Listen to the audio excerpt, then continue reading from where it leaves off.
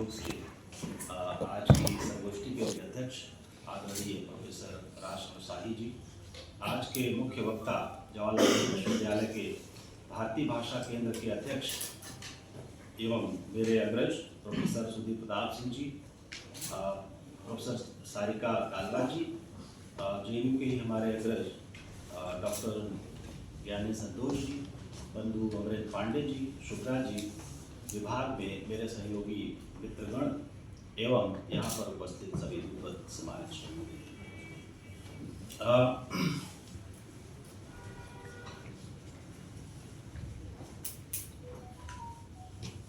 किसी कविता पर चर्चा करना बिल्कुल एक सुखद अनुभव है, लेकिन यह सुखद अनुभव थोड़ा कठिन हो जाता है जब कवि उस सभा में, संगोष्ठी में स्वयं उपस्थित है। और हम सबके लिए एक चुनौती भी है, क्योंकि कवि जो रचता है, जो उसका अनुभव संसार है, उसकी अनुभूतियों को फिर से पकड़ पाना, उसमें जीना और उसको समझकर उसकी व्याख्या करना बिल्कुल एक चुनौती भरा कार्य है। और उसकी उपस्थिति में तो बिल्कुल एक संशय लगता है, एक आशंका होती है कहीं कोई गलत व्याख्या ना हो जाए। किंतु मुझे जो लगता है, कविता में उतनी स्पष्टता नहीं होती है जितना अन्य रचनाओं में, खासतौर से गद्य में होती है। तो उसी स्पष्टता के सहारे, उस स्पष्टता के जो संकेत सूत्र होते हैं कविता में, उनके सहारे एक छूट जरूर मिलती है पाठक को और आलोचक को भी। तो उसी स्पेस के सहारे उन सूत्रों को वो पकड़े और उसको अपनी समझदारी के अनुसार सोचे, मनन करे और चर्चा भी करे। तो इन्हीं सूत्रों के सहारे मैं कुछ बातें करना चाहूँगा। सबसे पहले ये कि मल्ल जी का कविता संग्रह आवारा सड़कें आने से काफ़ी वर्ष पूर्व से मैं इनसे परिचित हूँ, और संयोग से एक छोटी सी मुलाकात धीरे धीरे एक मुझे ही एक सुधी पाठक के रूप में परिवर्तित कर देती है। जिस तरह से उनकी रचनाएं हैं और उनका जो साथ रहा पिछले करीब 10 वर्षों से, उसमें मुझे लगा कि मल्ल जी एक बहुत ही सहज रचनाकार और बहुत ही सरल व्यक्तित्व के धनी भी हैं। और एक उनकी कविताएं पढ़ने पर भी लगता है कि जैसे आप किसी मित्र से बातचीत कर रहे हैं। तो उनका जीवन और उनका काव्य दोनों लगभग एक समान रेखीय दिशा में चलता हुआ दिखता है। पिछले 10 वर्षों से उनकी कविताओं का जो मैंने पाठ किया, उनसे मिलजुल कर बातें की, संयोग से वो हमारे जिले में ही अंतिम अपने रिटायरमेंट से समय आ गए थे। तो ये मुझे एक अवसर मिला कि उनके सानिध्य में रखकर उनकी रचना को मैं समझ सकूं ठीक से। तो उस दौरान एक ऐसा संयोग बना कि उस समय उनकी जो रचनाएं थी उनका मैंने संपादन भी कर डाला। और एक अमित कुमार मल्ल रचना संसार करके एक पुस्तक आई थी, जिसमें तमाम और विद्वानों के लेख भी हैं उनके ऊपर। तो इस तरह से मेरा उनका परिचय उनके काव्य से और उनके जीवन से, दोनों से उतना ही प्रगाढ़ परिचय रहा। मुझे लगता है कि उनकी जो कविताओं को पढ़ते हुए मैंने जो सोचा, मैंने जो देखा, तो उनकी कविताएं ऐसा लगता है कि किसी बहुत बड़े विश्व दृष्टि या बहुत बड़ी चुनौती, किसी क्रांति, किसी विचारधारा, किसी आग्रह या किसी तटस्थता जैसी प्रचलित जो सोच है कविता या रचनात्मकता में, उससे बिल्कुल इतर है, बिल्कुल भिन्न है। और उनकी रचनात्मकता में इस तरह का आग्रह बिल्कुल नहीं है, क्योंकि उनके जीवन को देखकर मुझे लगता है कि वो आग्रही नहीं है किसी भी स्थिति के। तो उनकी कविताओं में वो चीज़ें दिखती हैं, और उस महान वैचारिक क्रांति या भ्रांति या दावों या वादों से अलग एक छोटी सी एक सुंदर दुनिया है, एक आम जिंदगी जी रहे मनुष्य की, जिसमें वह उसके अपने सुख हैं, उसके अपने दुख हैं, उसके अपने जीवन की समझ है, और उन जीवन की तमाम विरोधी असंगतियों में जीता हुआ मनुष्य जिस तरह से जिंदगी के कष्टों को, संघर्षों को आत्मसात कर लेता है और उसकी जिंदगी के ये कष्ट, चाहे सुख और दुख दोनों कष्ट भी, सब कुछ उसके लिए एक नॉर्मल, न्यू नॉर्मल मैं कहूँ बल्कि न्यू नॉर्मल बन जाते हैं और वहाँ पर वो न्यू नॉर्मल से आगे नहीं सोच पाता और उसी में जीता है, उसी में सोचता है, उसी में भटकता है, संघर्ष करता है,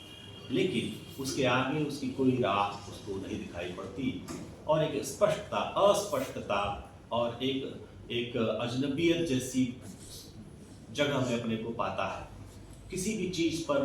स्पष्ट रूप से नहीं कह सकता कि मैं कौन हूँ, मैं क्या कर रहा हूँ, मेरा भविष्य क्या है।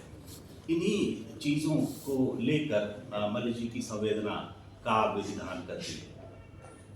और मुझे जहाँ तक लगता है कि रचना से भी आज के समय की जो खास रचना है उससे इस तरह की मांग करना भी एक बेमानी बात है, जहाँ पर पहले महान यथार्थवाद की बातें करते हुए आलोचक लोग कहते थे इसमें यथार्थ का उद्घाटन हो रहा है, इसमें जो यथार्थ का सत्य छुपा हुआ है। तो मुझे तो ऐसा कहीं नहीं दिखाई पड़ता, बल्कि मुझे लगता है कि यह जो यथार्थ की बात करते हुए आलोचक हैं, ये इनको यथार्थ पर नहीं बल्कि कवि द्वारा, स्वयं के द्वारा रचे हुए यथार्थ पर चिंता करनी चाहिए। जो बाह्य जो यथार्थ है, कवि उसको उसमें जीता है और स्मृतियों में उस यथार्थ को संजोता है और उस यथार्थ की पुनर्रचना करता है। इस अर्थ में मैं कहूँ तो यथार्थ वही नहीं है जो सामान्य मनुष्य का यथार्थ है, बल्कि उस यथार्थ की पुनर्रचना है, क्योंकि उसके मन पर जो भाव, जो संघर्ष, जो संकट, जो स्थितियाँ अंकित होती हैं, उन्हीं की प्रतिकृति के रूप में वह उसका चित्रण करता है।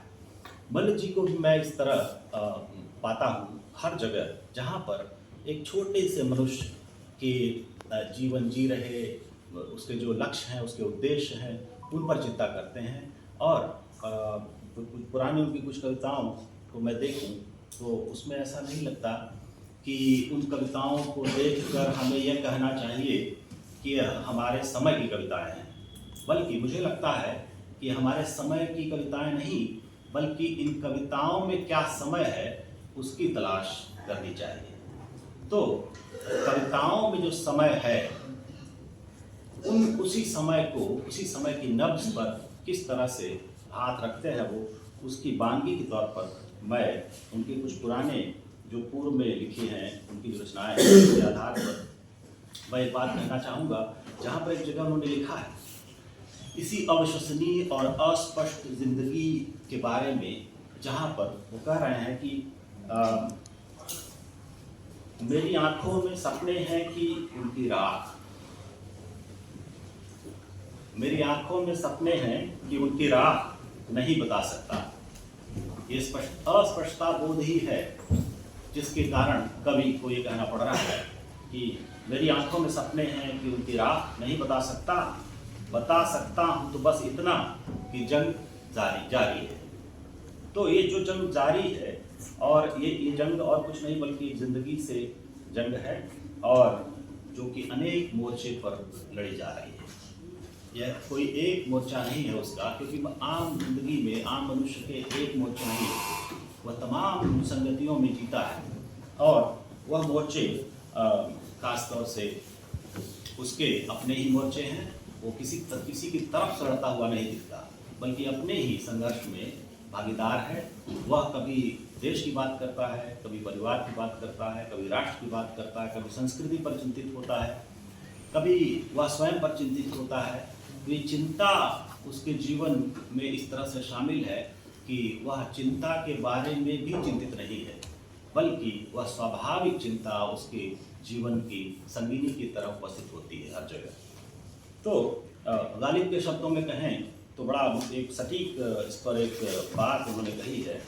कि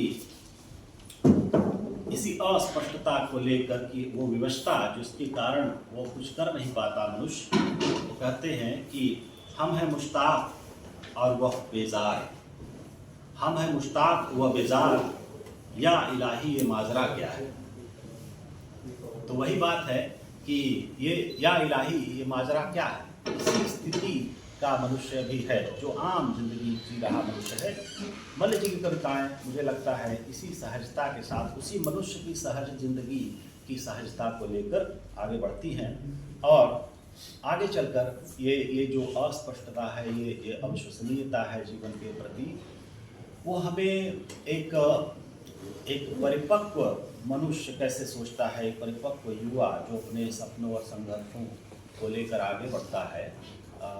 इस पुस्तक में खासतौर से आवारा सड़कें का जिक्र करें अगर, तो इसमें वो साफ साफ वो आहट सुनाई पड़ती है। मुझे तो बिल्कुल ये बात स्पष्ट दिखाई पड़ती है, सुनाई पड़ती है कि इसमें जो आवारा सड़कें में जो उनकी काव्य रचना है, जो कविताएं हैं, वो बिल्कुल उनके अपने जीवन की रचनाएं हैं। जब वो युवा हुआ करते होंगे, और जब वो युवा होने के समय में जो उन्होंने भविष्य के प्रति जो चिंता रही होगी, आगे बढ़ने की जो आकांक्षाएं रही होंगी,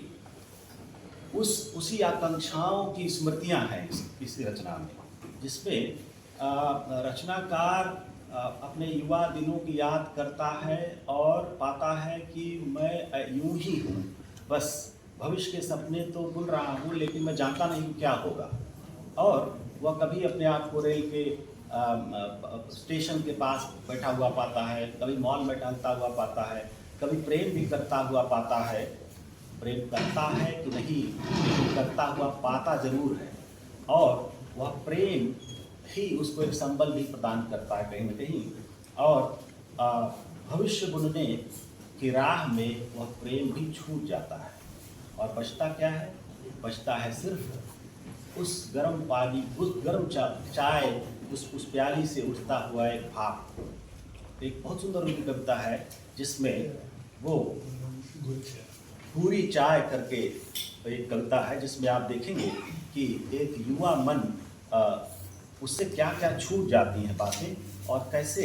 वह बिल्कुल अन्य मनस्क सा रह जाता है, कुछ पकड़ में नहीं आता। तो जो पकड़ में नहीं आता, उस पर एक सुंदर कविता मुझे लगती है, इसको पढ़ना चाहिए, कि जिसमें भूरे रंग की चाय, भूरे रंग की चाय, मिट्टी के कुल्हड़ में गोल्डन भूरे रंग की चाय से उड़ती भाप, और उसमें भविष्य ढूंढती निर्विकार निर्वेद खोई सी आंखें। तेरे जाने की आशंका में तेरी यादों, तेरी खुशबू, तेरी बातों में उलझा मन,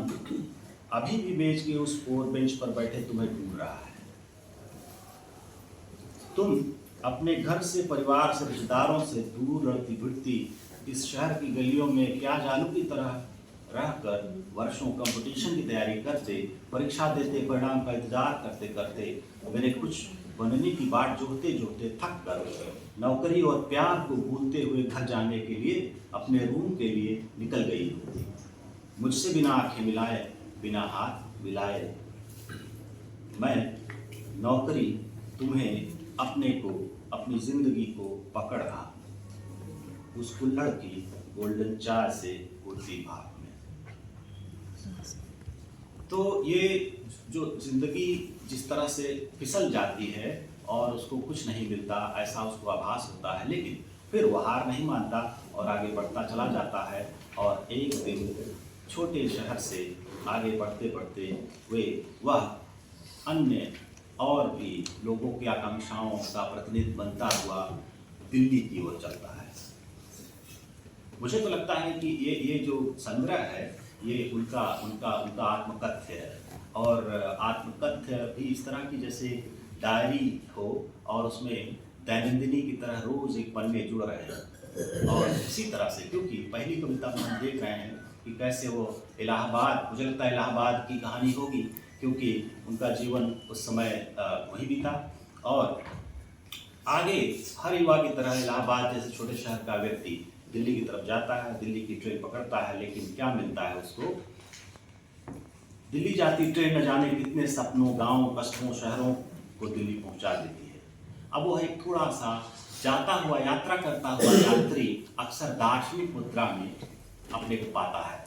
और वह बाकी दुनियादारी छोड़कर, भविष्य के सपने छोड़कर दार्शनिक हो जाता है, और अपने होने और पाने की चिंता में कुछ